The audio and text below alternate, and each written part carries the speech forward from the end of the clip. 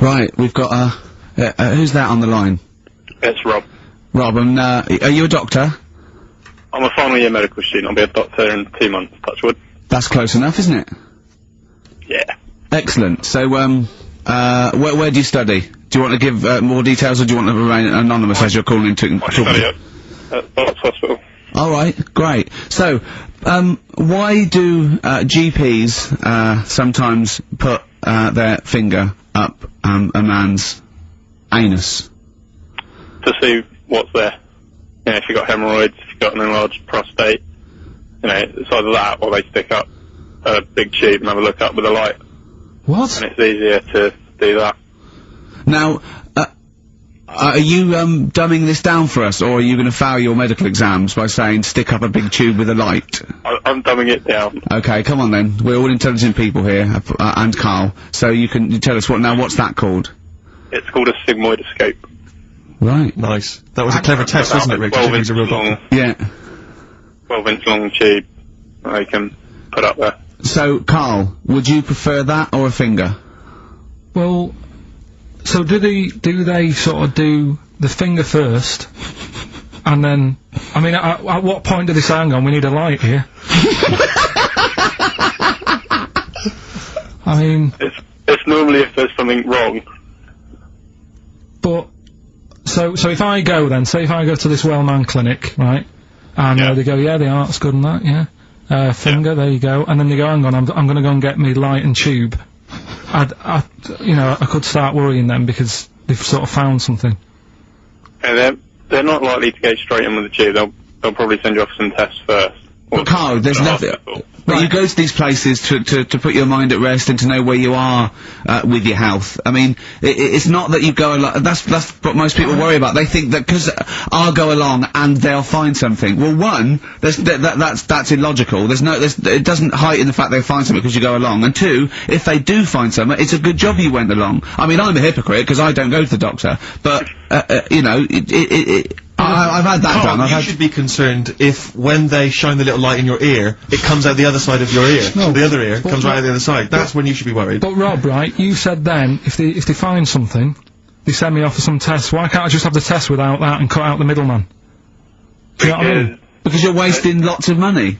There's hundreds of tests they could do, and they could do every test, and they could all come back with nothing. Or they could do the finger up there and send you for the 3 tests you need to find out what's wrong with you. But in this day and age, with all the technology and that, and like brainy doctors and all that, the only way to find out is sticking a finger up there. What are you worried about, Carl? Is it fundamentally that this doctor who's has done 6 years medical training, is it embarrassing to have a man's finger up your ass? I just don't understand how you can get round to that without... But what don't you like? Is it fundamentally you don't like anything up your ass, or is it the fact that it's a man's finger up there? I don't like going to the doctors. It makes me nervous, because I think if anyone searches you long enough, they're going to find a fault with you, right? And especially if they're going that far into you. They're going to find something. And... Probably not. Well, you know, I just don't... I don't know how to get round to that sort of... that point where you get a... What do you talk to the doctor about? He's like, alright, nice day. Strap your trousers. He goes, he says, I'm gonna just, Most people just shut up and let you do it, and then breathe a sigh of relief when you say there's nothing there. Yeah. But is that at the end of the test, or is that the first thing he does? It's the last thing. So that trousers up out the door. Because he knows it ends conversation. He knows it's a bit of a faux pas. The doctor says, "Oh, I better not kick off with the finger up the arse." What I do is I'll start on with the the head, and then we're going to go. Oh, one final thing, Mr. Pilkington. So Rob, he drops his keys and he goes, "Pick them up." And as you bend over, will you be doing this, Rob? Is this what you're like open to do? You do all these. I'll have to do it at some point. All doctors do it at some point, no matter what they specialise in. So the first one, is he another doctor there to sort of make sure you're doing it right? Not dentists. No, but do you know... Dentists aren't doctors anyway. No. But do you know what I mean? Like, normally it's like a co-pilot will have someone with them for the first one. So when you put your first finger in... Yeah. Will someone be there going, right, you just want to move to the left of it? I've already done it. Have you? Yeah. So that's the thing with a student, you're learning. So you get people teaching and you learn on these things. Can I just point out, Rob, I think I'm right in assuming that you have a glove on. Yeah. And there's lubrication.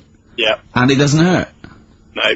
There you go. What are you worried about, Carl? Who's this person who everyone's testing on in your class? It's not one person. One person. There's like, when a patient comes in and they've got a problem, your boss, the consultant, he does his finger up, and if he finds something, he goes to the patient, is it alright if the student has a feel as well? Then the student puts on a glove, puts the leave on the glove, and sticks his finger up and sees what he comes out with. Rob, I wish you could see Carl's face. I mean, he just, his face when you said, and he says, can this fella have a go as well? He looked horrified that he thought it was a free-for-all, like there's a queue of people trying on gloves and going, let's have a go. That looks good up there. What have you found? No, but I mean, how come you had to sort of, is it not something you could test on yourself rather than waiting for other people to come in? Because then you know, because it's an awkward position to get to, really, isn't it? Well, but you can have a good rummage then without feeling too awkward, but to sort of have a go on your first patient when you don't really know what you're looking for anyway. Do you know what I mean? Never really thought about it. Because you don't, if you've never done it before, you pop your finger in there, and you've got to sort of look, you've got to have an expression on your face like you know what you're finding. Well, they can't see what you look, they can't see your face. There. You got the big boss consultant there going, now move your finger there and you'll probably feel this, because he's just done it, he knows what's there. Well, what? Oh, so he's already had a go. He's had a feel, and he's going right. If you feel to the right, that's the conglomerate or whatever. The conglomerate, yeah. His conglomerate is in perfect working order. Well, I'm still. Thank you, Rob. I'm sorry you had to go through this. Carl is probably the worst patient you'll ever encounter in your medical career. Good luck with your finals, and thanks very much. And do you know any female doctors who do this? Or? Thank you. XFM 104.9. Thank you. Josh Rags, it's the night time on XFM 104.9. Steve Merchant, Ricky Gervais, Karl Pilkington, and what is it time? I think so. Yeah. Oh, chimpanzee, that monkey news. Right then. So there's this monkey, right? In Canada. It's in a zoo in Toronto, I think it is. His name's Pascal, right? And what happened was all the people in the zoo sort of said, you know, what can we do? Sort of spice the day up a bit, right? Yeah. So they left. Embellishing. No way this is a news story. Let him do the news. Okay. So they left. Any dates? Just let him read the news, alright? You wouldn't interrupt Moira Stewart. It was about 2 weeks ago. No, because she always says today, so you know it's news. She doesn't say, right, there was a monkey, right? Well, in Canada, on, right? Just finish it. Be all right. A couple of weeks ago, in this zoo in Canada. Right. Jesus. They got a camcorder. Right.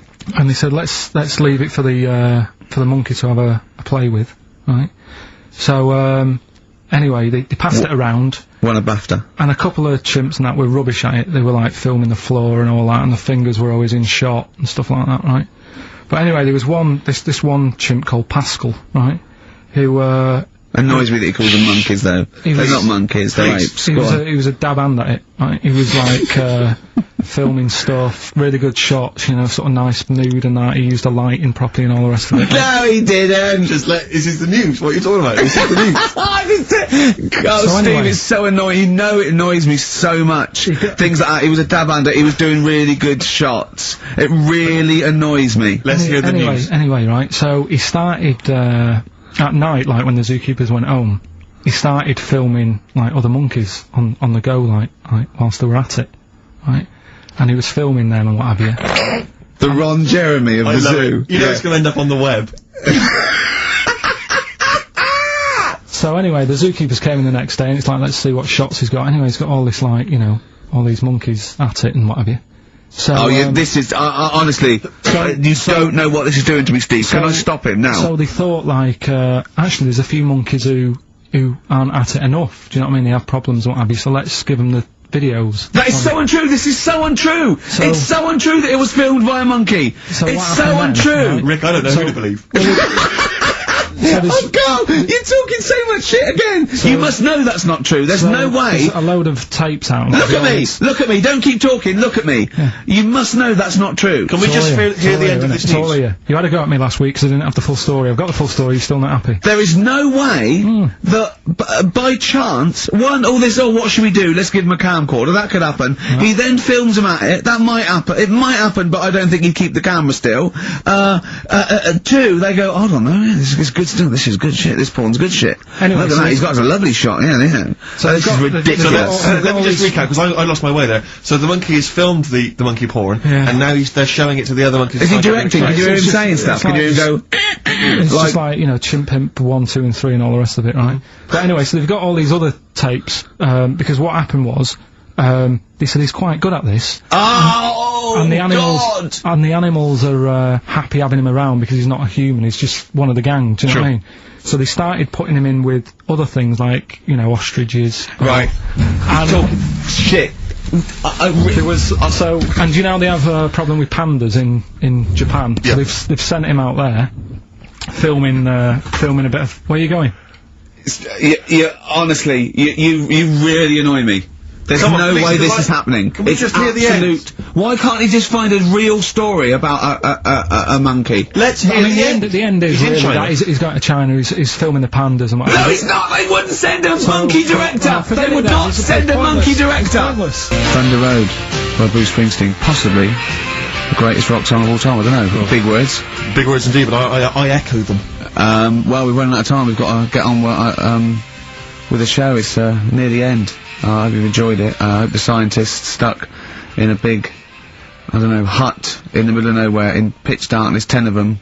I imagine they've been fascinated, Rick, by the finger up the arse discussion. We had Chinese don't age well, gingers, all that. The big fat kid. Well, actually, they're probably securing the knowledge that if they want to kill some time and it's dark, there's nothing better than stick your finger up someone else's arse. Exactly. So enjoy that.